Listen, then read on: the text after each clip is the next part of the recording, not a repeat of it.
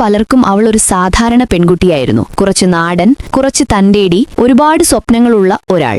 എന്നാൽ big boss വീട്ടിലേക്ക് കാലെടുത്തു വെച്ചപ്പോൾ അവളുടെ മനസ്സിൽ ഒരൊറ്റ ലക്ഷ്യമേ ഉണ്ടായിരുന്നുള്ളൂ: ഈ കപ്പ് എനിക്കുള്ളതാണ്. സ്വന്തം മനസ്സ് തന്നെയായിരുന്നു അനുമോളിന്റെ യഥാർത്ഥ PR ശക്തി. ആദ്യത്തെ ആഴ്ചകൾ ശാന്തമായിരുന്നു.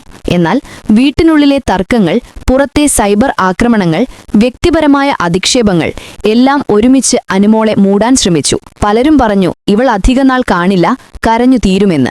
എന്നാൽ അനുമോൾ തളർന്നില്ല. അവൾ വീണപ്പോഴൊക്കെ എഴുന്നേറ്റു. എതിരാളികളുടെ കുത്തുവാക്കുകൾക്ക് അവൾ മറുപടി നൽകിയത് പുഞ്ചിരി കൊണ്ടും തന്റെ പ്രകടനം കൊണ്ടുമാണ്. ഫിനാലെയുടെ രാത്രി വന്നെത്തി.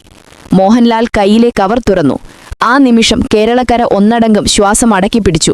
വിന്നർ അനുമോൾ. ആ പേര് കേട്ടപ്പോൾ അനുമോളിന്റെ കണ്ണുകൾ നിറഞ്ഞു. അത് സന്തോഷ കണ്ണുനീരായിരുന്നു. കൈകളിൽ ട്രോഫിയേന്തി തിരികെ നടക്കുമ്പോൾ അവൾ തന്റെ ആരാധകരോടായി പറഞ്ഞു: എന്നെ വിശ്വസിച്ച എല്ലാവർക്കും നന്ദി.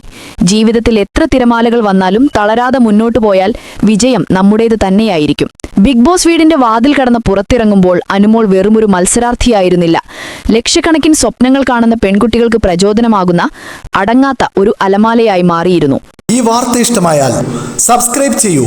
സൈബർ വിലാസം മീഡിയ നെറ്റ്വർക്ക്.